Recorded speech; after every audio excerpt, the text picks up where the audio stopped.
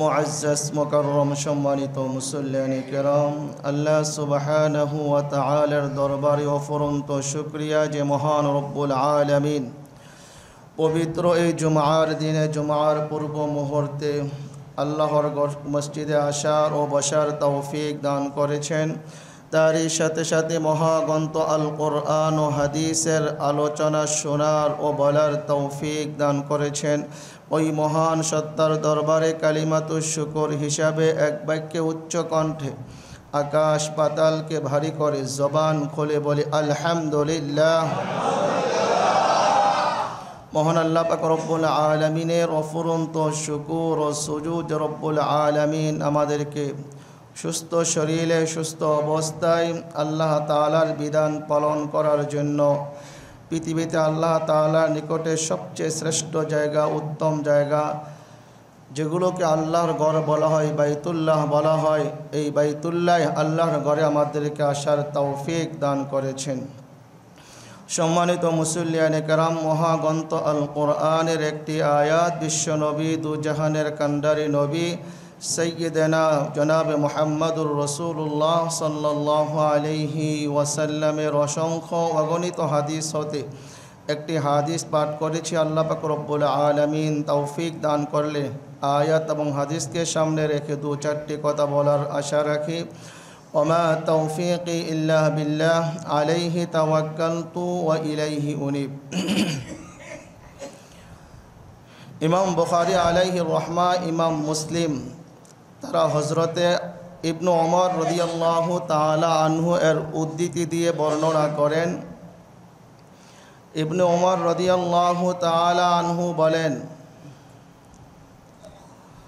যখন আব্দুল্লাহ ইবনে উবাই ইবনে সালুল এর ইন্তেকাল হলো, তখন আব্দুল্লাহ রাদিয়াল্লাহু তাআলা আনহু রাসূল করিম সাল্লাল্লাহু আলাইহি ওয়াসাল্লামের নিকটে গেলেন।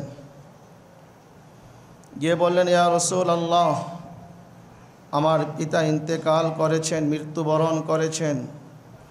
আমার পিতার কাফনের জন্য আপনি আপনার একটি জামা মোবারক দেন। রাসূল করিম সাল্লাল্লাহু আলাইহি ওয়াসাল্লামের নিকটে এই আবেদনও করলেন যে আপনি আমার পিতা উবাই ইবনে সালুল, যে মুনাফিকদের সর্দার ছিল, যে তার জানাজার নামাজ আপনি পড়াবেন। রাসূল করিম সাল্লাল্লাহু আলাইহি ওয়াসাল্লাম তার যখন মৃত্যু হয়ে গেল, তার জানাজার নামাজ পড়ানোর জন্য রওনা দিলেন। হজরতে আব্দুল্লাহ ইবনে ওমর রাদিয়াল্লাহু তাআলা আনহু রসুলের জামা টেনে ধরলেন, বললেন, ইয়া রাসূলুল্লাহ, আপনি কোথায় যাচ্ছেন? আপনাকে তো তার জানাজার নামাজ পড়তে বারণ করা হয়েছে, নিষেধ করা হয়েছে, এবং সে তো রইসুল মুনাফিক, মুনাফিকদের সর্দার। রাসূল করিম সাল্লাল্লাহু আলাইহি ওয়াসাল্লাম বলেন, আল্লাহ তাআলা এখনও আমাকে সরাসরি তার জানাজা পড়তে নিষেধ করেননি। রাসূল বললেন, আল্লাহ তাআলা বলেছেন, ইস্তাগফির লাহুম আও লা তাস্তাগফির লাহুম, যদি তুমি তার জন্য ক্ষমা প্রার্থনা করো অথবা না করো। যদি তুমি তার জন্য ৭০ বারও ক্ষমা প্রার্থনা করো, তারপরে আল্লাহ তাকে ক্ষমা করবেন না, কেননা সে আল্লাহ এবং আল্লাহর রসুলকে মানত না, বিশ্বাস করত না। রাসূল করিম সাল্লাল্লাহু আলাইহি সাল্লাম বলেন, আমি যদি ৭০ বারও দোয়া করার পরও আল্লাহ দোয়া না করে, তারপর আমি তার জন্য দোয়া করব। তারই পরিপ্রেক্ষিতে আল্লাহ সুবহানাহু ওয়া তাআলা এই আয়াতটুকু নাজিল করেন। এই আয়াতের আরেকটি শানে নুজুল হলো, নাজিলের প্রেক্ষাপট হলো, হজরতে কাতাদা রাদিয়াল্লাহু তাআলা আনহু বলেন, মুনাফিকদের সর্দার আব্দুল্লাহ ইবনে উবাই ইবনে সালুল যখন মৃত্যু শয্যায়, রাসূল করিম সাল্লাল্লাহু আলাইহি ওয়াসাল্লামের নিকটে লোক প্রেরণ করলেন, লোক পাঠালেন। রসুল করিম সাল্লাল্লাহু আলাইহি সাল্লাম লোক মারফতে খবর জানতে পেরে তাকে দেখার জন্য তার দরবারে ছুটে আসলেন। রাসূল করিম সাল্লাল্লাহু আলাইহি ওয়াসাল্লাম বললেন, হে উবাই, মুশরিকদের ভালোবাসা, ইহুদিদের ভালোবাসা তোমাকে ধ্বংস করে দিয়েছে। এই কমবখ্ত নালায়েক বললেন যে আমি তো আপনাকে এই জন্য খবর দেই নাই যে আপনি আমাকে দেখতে আসবেন, খোঁজখবর নিতে আসবেন। আমার তো নিয়ত ছিল যে আপনি আমার জন্য ক্ষমা প্রার্থনা করবেন, ক্ষমা প্রার্থনা দোয়া করবেন। উপরন্ত আব্দুল্লাহ ইবনে সালুল রসুলের নিকটে আবেদন করলেন যে আপনার একটি জামা মুবারক আমাকে দান করুন, যে জামা মুবারক দিয়ে আমার কাফনের ব্যবস্থা করা হবে। রাসূল করিম সাল্লাল্লাহু আলাইহি ওয়াসাল্লাম জামা মুবারক দিয়ে দিলেন এবং তার মৃত্যুর পরে রাসূল করিম সাল্লাল্লাহু আলাইহি ওয়াসাল্লাম তার জানাজায় শরীক হলেন, তার জানাজার নামাজ পড়ালেন এবং তার জানাজার সাথে রাসূল করিম সাল্লাল্লাহু আলাইহি ওয়াসাল্লাম কবরস্থানে গেলেন। কোনো বর্ণনায় পাওয়া যায় রাসূল করিম সাল্লাল্লাহু আলাইহি ওয়াসাল্লাম কবরে পর্যন্ত নেমেছেন এবং রাসূল তার মুখ থেকে, জবান মুবারক থেকে লালা এই মুনাফিকের সর্দার আব্দুল্লাহ ইবনে উবাইয়ের শরীরে লাগিয়ে দিলেন। তো রাসূল জানাজার নামাজ পড়লেন। এরই প্রেক্ষিতে আল্লাহ সুবহানাহু ওয়া তাআলা কোরআনের এই আয়াত নাজিল করেন, ওয়ালা তুসাল্লি আলা আহাদিন মিনহুম মাতা আবাদাও ওয়ালা তাকুম আলা কবরি। যে তাদের মধ্যে থেকে, অর্থাৎ মুনাফিকদের মধ্য থেকে যারা ইন্তেকাল করবেন, আপনি তাদের জানাজা নামাজ পড়বেন না। ওয়ালা তাকুম আলা কবরি, এবং তাদের কবরের পাশে দাঁড়াবেন না। কেন? তারা আল্লাহ এবং রসুলের বিরুদ্ধাচারণ করেছে, আল্লাহ এবং আল্লাহ রসুলকে তারা মানেনি এবং তারা ফাসেক অবস্থা মৃত্যুবরণ করেছে। রাসূল করিম সাল্লাল্লাহু আলাইহি ওয়াসাল্লাম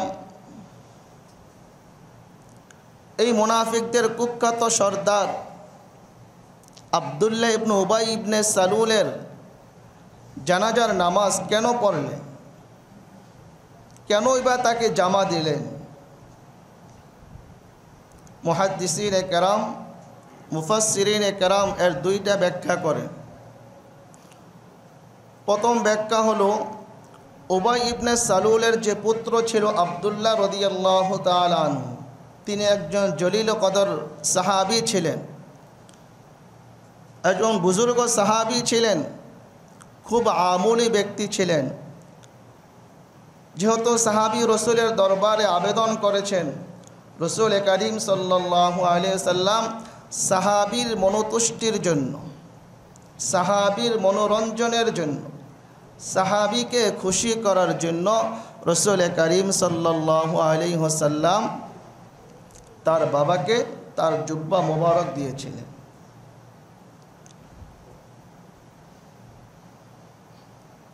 তার জানাজায় গিয়েছিলেন।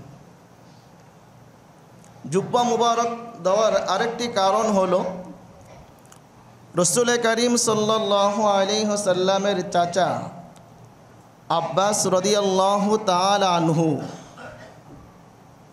ইসলামের সর্বপ্রথম যুদ্ধ, আজিমুশান যুদ্ধ, বদর যুদ্ধ সংগঠিত হয়েছিল।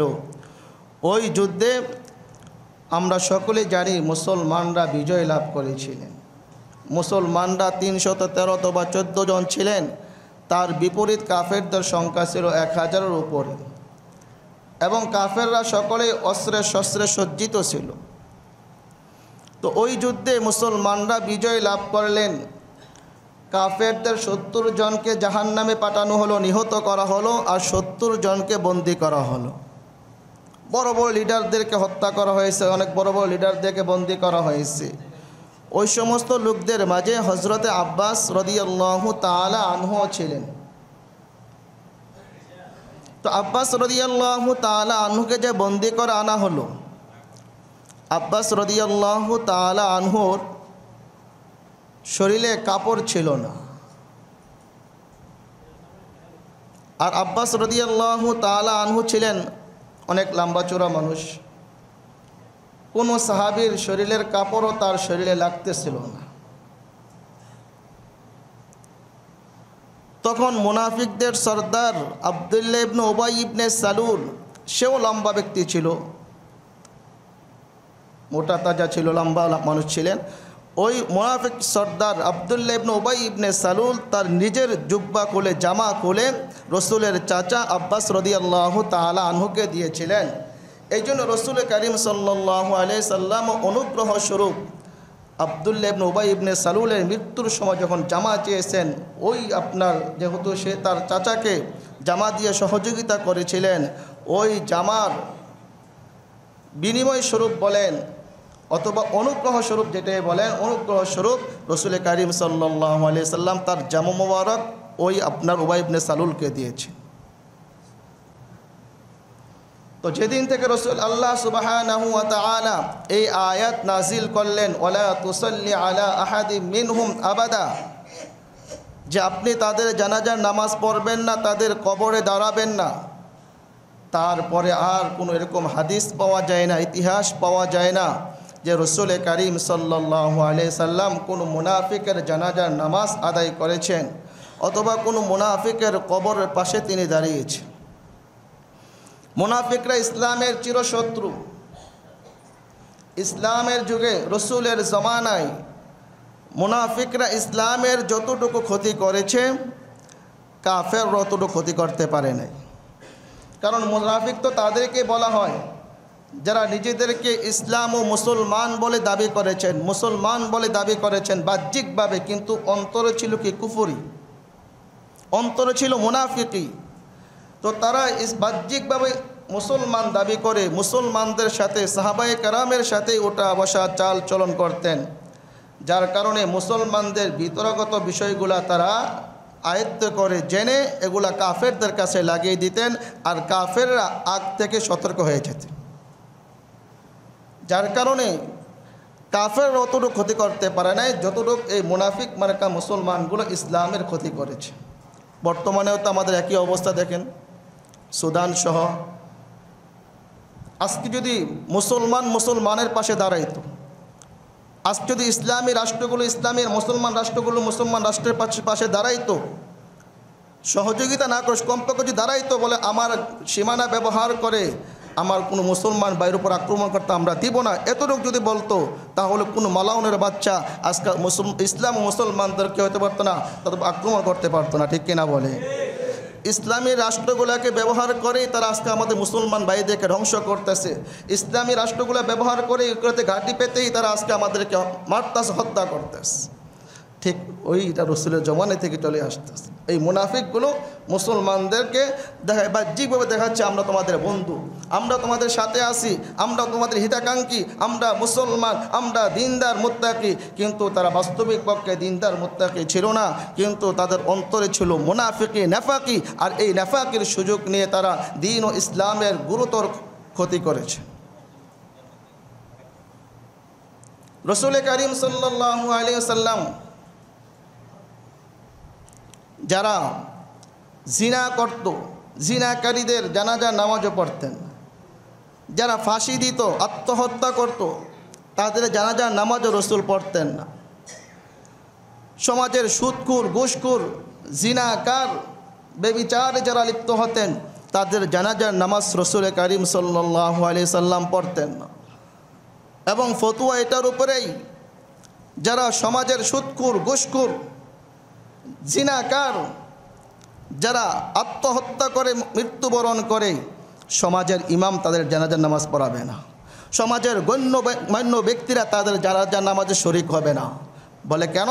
বলে এটা শিক্ষা হোক, অন্যরা শিক্ষা গ্রহণ করুক, হারে অমুকে জিনা করেছে বা অমুকে আত্মহত্যা করেছে, বিদায় সমাজের ইমাম তার জানাজার নামাজ পড়াইছে। এলাকার গণ্যমান্য মুরব্বীরা তারা জানাজার নামাজে শরিক হয় নাই। সুতরাং আমরা যদি এসব কাজ করি তাহলে কিন্তু এলাকার ইমাম বা এলাকার গণ্যমান্য মুরব্বী যারা, সর্দার যারা, আর যদি ইসলামী রাষ্ট্র হয়ে থাকে ইসলামী রাষ্ট্রের রাষ্ট্রপ্রধান আমার জানাজার নামাজে শরিক হবে না, আমার জানাজার নামাজ পড়াবে না, তখন সে কী করবে? এই খারাপ কাজগুলো থেকে অটোমেটিক বিরত থাকার চেষ্টা করবে। ইমরাতে গামিদিয়া এক মহিলা জিনায় লিপ্ত হয়েছেন, ব্যভিচারে লিপ্ত হয়েছে।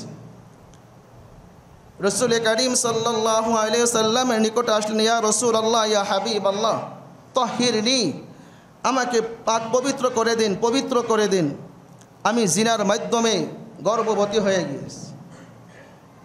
রসুল বললেন যে তুমি জিনা করেছো ঠিক আছে, কিন্তু তোমার পেটের যে বাচ্চা, তুমি অন্যায় করেছো ঠিক আছে, তোমার পেটের বাচ্চা অন্যায় করে নাই, তার কোনো দোষ নাই, তুমি এখন চলে যাও, যখন তোমার বাচ্চা ভূমিষ্ঠ হবে, দুনিয়াতে আগমন করবে, তখন তুমি আমার নিকটে আসো। ওই মহিলা চলে গেলেন রসুলের দরবার থেকে।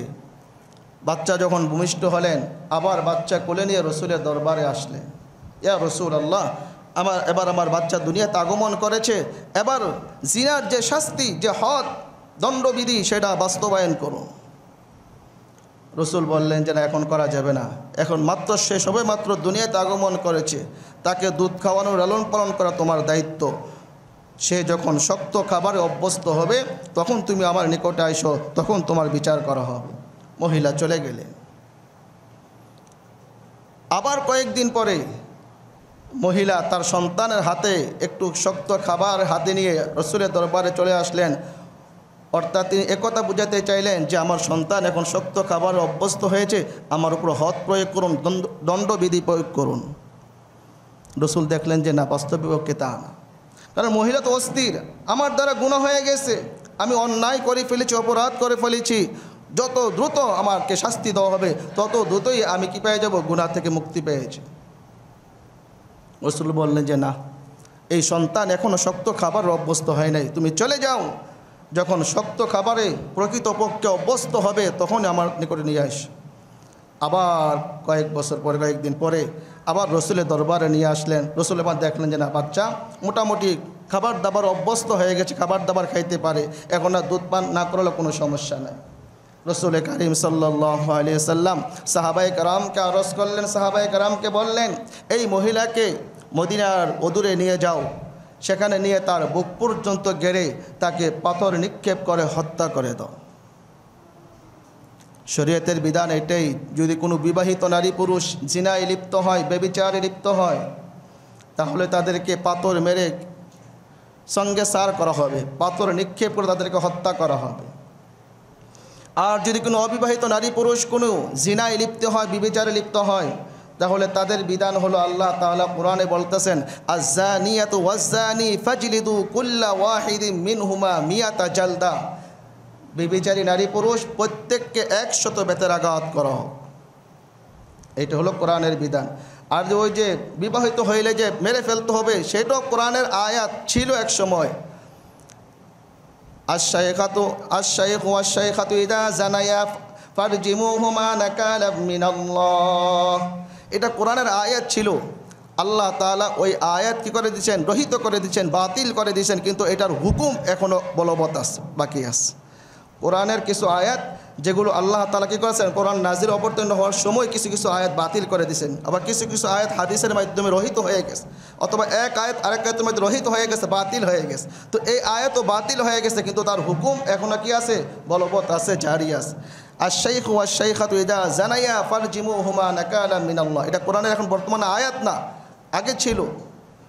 তাহলে আশ-শাইখু ওয়াশ-শাইখাতু, যখন বিদ্যা পুরুষ অথবা মহিলা জিনায় লিপ্ত হবে, এখানে বিদ্যা পুরুষ নারী দ্বারা উদ্দেশ্য হলো বিবাহিত নারী পুরুষ। বিবাহিত নারী পুরুষ যখন জিনায় লিপ্ত হবে, তাদেরকে কী করো? সঙ্গে সার করো, পাথর মেরে হত্যা করে ফেলো।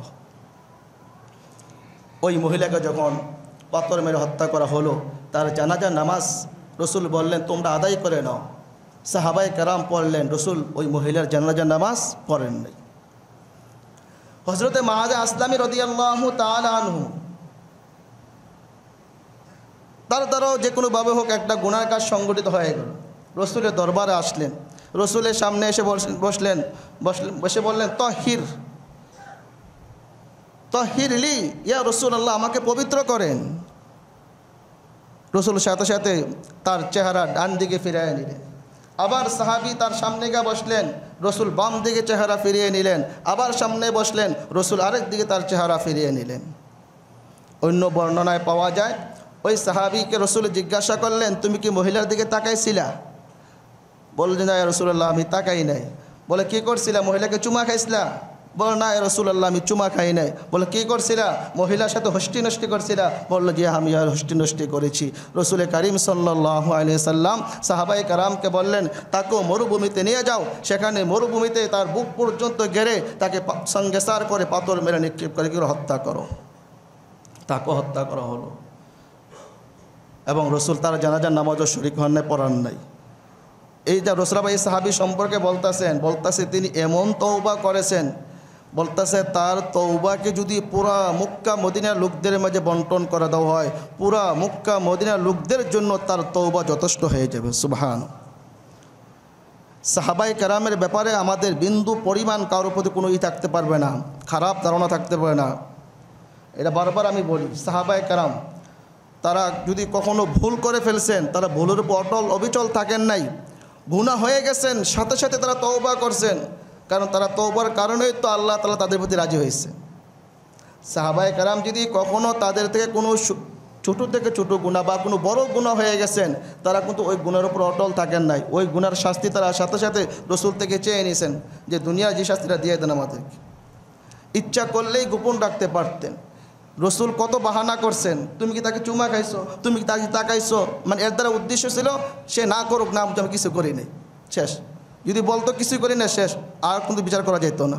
শরীয়তের একটা মূলনীতি আছে, আল হুদুদু তানদারিউ বিশুবাহাত, সন্দেহের মাধ্যমে কি হয়ে যায়, দণ্ডবিধি বাতিল হয়ে যায়। যদি বলতো না আমি করি নাই, তাহলে আর দুনিয়ার কোনো মানুষ মিলে তাকে করতে পারতো না, তাকে দণ্ডবিধি প্রয়োগ করার কোনো সুযোগ ছিল না। আর বর্তমানে যদি আমাদের সমাজে যেগুলো হয়, এখন তো আমাদের ইসলামী রাষ্ট্র না, আমাদের কি না ইসলামী রাষ্ট্র না। যেহেতু ইসলামী রাষ্ট্র নাই, তাহলে ইসলামী রাষ্ট্র না, তাহলে জিনা করলে তো ইসলামী সরকার ছাড়া দণ্ডবিধি প্রয়োগ করার বা শাস্তি দেওয়ার কারো অধিকার নাই। হয়তো সামাজিকভাবে তাকে কিছু শায়েস্তা করা যেতে পারে, কিন্তু দণ্ডবিধি দিতে গেলে, শাস্তি দিতে গেলে কি লাগবে? ইসলামী রাষ্ট্র লাগবে। ইসলামী রাষ্ট্র ছাড়া আপনি কেউ চুরি করছে হাত কেটে ফেলবেন, এই অধিকার আপনাকে দেওয়া হয় নাই। কেউ জিনা করছে, আপনি তাকে বিবাহিত হইলে হত্যা করে ফেলবেন, মেরে ফেলবেন, এই অধিকার আপনাকে দেওয়া হয় না। অবিবাহিত জিনা ব্যভিচারে লিপ্ত হয়েছেন, আপনি 100 বেতনাঘাত লাগাবেন, এটা আপনাকে অধিকার দেওয়া হয় নাই। আত্মহত্যা করছে, হ্যাঁ, এরকম আরও যত অপরাধ আছে, এই অপরাধের বিচার একমাত্র করবেন যিনি ইসলামী রাষ্ট্র থাকে, ইসলামী রাষ্ট্রের কাজিউল কুজ্জাত, যিনি প্রধান বিচারপতি, যিনি সেই একমাত্র এই বিচারগুলো কী করবেন? বাস্তবায়ন করবেন। তো রসুল করিম সাল্লাল্লাহু আলাইহি ওয়াসাল্লাম এরকম আরও অনেক ঘটনা পাওয়া যায়। যেরকম এক ঘটনা উল্লেখ করা হয়েছে কিতাবের মাঝে, হাদিসের কিতাবের মাঝে। এক ব্যক্তি ইন্তেকাল করেছে, মৃত্যুবরণ করেছে। মৃত্যুবরণ করার পরে রসুল করিম সাল্লাল্লাহু আলাইহি ওয়াসাল্লামের নিকটে তার জানাজা আনা হল। রসুলকে কেউ জানিয়ে দিল, বলে দিলেন যে ইয়া রাসূলুল্লাহ, তার উপরে কি রয়েছে? ঋণ রয়েছে, লোকেরা তার কাছে টাকা পাওনা রয়েছে। রসুল করিম সাল্লাল্লাহু আলাইহি ওয়াসাল্লাম বললেন যে আমি তার জানাজার নামাজ পড়াবো না, তোমরা তোমার ভাইয়ের জানাজার নামাজ পড়িয়ে দাও। তখন তাৎক্ষণিক তার পক্ষ থেকে তার যে ঋণ ছিল, সাহাবায়ে কেরাম সে ঋণ পরিশোধ করে দিলেন। রসুল করিম সাল্লাল্লাহু আলাইহি ওয়াসাল্লাম এই সাহাবীর জানাজার নামাজ আদায় করলেন।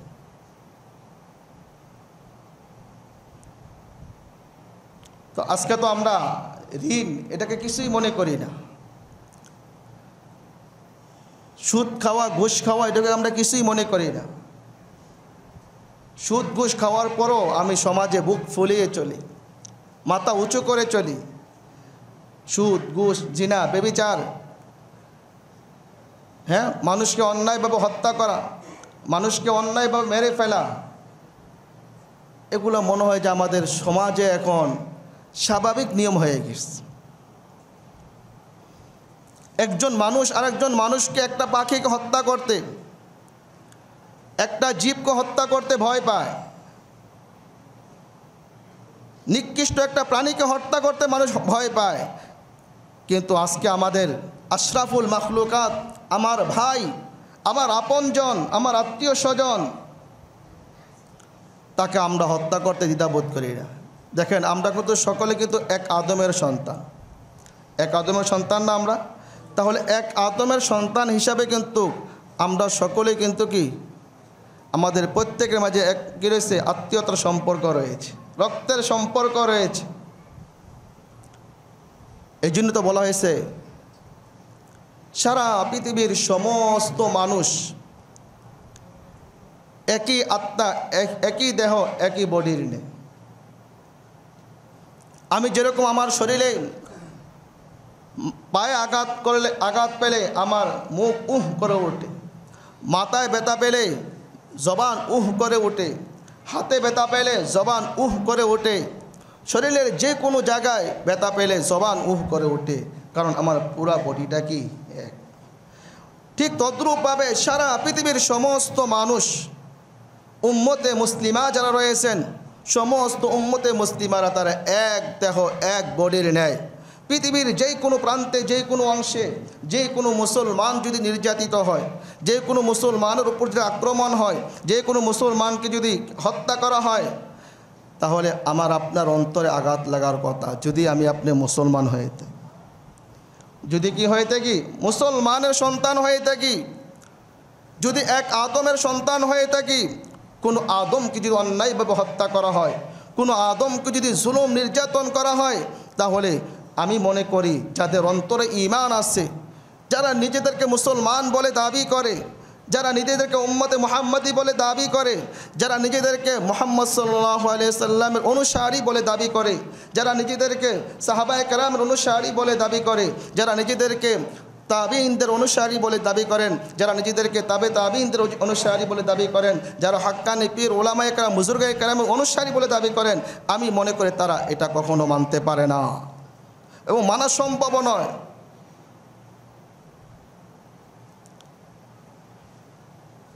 আজকে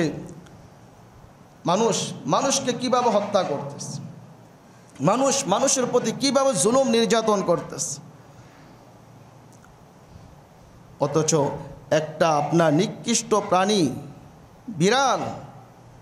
বিড়ালকে অহেতুকভাবে কষ্ট দেওয়ার কারণেই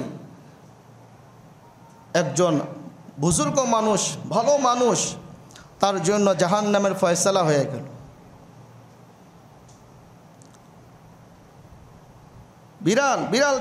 বিড়াল ছানাকে সে খাবার দেয় নাই, আবার ছেড়েও দেয় নাই। বিড়াল ছানা কী করবে? পোকা মাকড় খেয়ে, কাটা খেয়ে নিজের জীবন বাঁচাবে। তো আল্লাহ জিজ্ঞাসা করলেন, তো তুমি এটাকে কেন বন্দি করে রাখলে, কেন তাকে ছেড়ে দিলে না? তখন তার কোনো জবাব নেই। জবাব আছে? একটা অবলা পানি, এগুলা তো কোনো বাকশক্তি নেই, কথা বলতে পারে না। তো তুমি কেন বিড়ালকে বন্দি করে রাখলা, খাবারও দিলে না, আবার কেন ছেড়েও দিলে না? যে ছেড়ে দিল যেটা পোকামাকড় খেয়ে জীবন বাঁচাইতে পারতো। কোনো জবাব নাই। আল্লাহ তাআলা বললেন যে যাও, জাহান্নামে যাও। তাহলে বিড়ালের মতো একটা প্রাণীকে যদি কষ্ট দেওয়ার কারণে একটা মানুষের জন্য জাহান্নামের ফয়সালা হয়ে যেতে পারে, আবার এই ঘটনাও আছে, কুকুরের মতন একটা নিকৃষ্ট প্রাণীকে পানি পান করানোর কারণে আল্লাহ তাআলা জান্নাতের ফয়সালা করে দিচ্ছে। আগের জমানার এক বেশ্যা মহিলা, ওই মহিলা রাস্তার পাশ দিয়ে যাচ্ছিলেন, প্রচণ্ড গরমের কারণে, তৃষ্ণার কারণে ওই মহিলার প্রাণবায়ু যখন বের হয়ে যাওয়ার উপক্রম হয়েছে, ওই মহিলা একটি কূপে নামলেন পানি পান করার জন্য। কূপ থেকে পানি পান করে যখন উপরে উঠলেন, দেখলেন আল্লাহর সৃষ্টি জীব একটি কুকুর তৃষ্ণার কারণে, পিপাসার কারণে কাদা মাটি চাটতেছে। ওই বেশ্যা মহিলা, তিনি বললেন, তৃষ্ণার কারণে, পিপাসার কারণে, গরমের কারণে আমার যে অবস্থা হয়েছে, পিপাসার কারণে, প্রচণ্ড গরমের কারণে কুকুরেরও সেই অবস্থা হয়েছে। অর্থাৎ পিপাসার কারণে আমি যেরকম মরণের উপক্রম হয়ে গিয়েছি, মৃত্যুপায় অবস্থায় উপনীত হয়ে গিয়েছি, কুকুরটিরও সেই অবস্থা হয়েছে। ওই আল্লাহর বান্দী তার পায়ের মৌজা খুলে কূপে নামলেন এবং মৌজা ভর্তি পানি করে মুখ দ্বারা কামড় দিয়ে ধরে উপরে উঠলেন। উপরে ওঠার পরে ওই আল্লাহর বান্দী ওই কুকুরের জবানে পানি ঢেলে দিলেন। ওই কুকুর পানি খেয়ে জীবিত হয়ে গেল, প্রাণে বেঁচে গেল। ওই ব্যক্তি মৃত্যুবরণ করার পরে আমার আল্লাহ বলেন, আমি আল্লাহ ওই মহিলাকে মাফ করে দিলাম।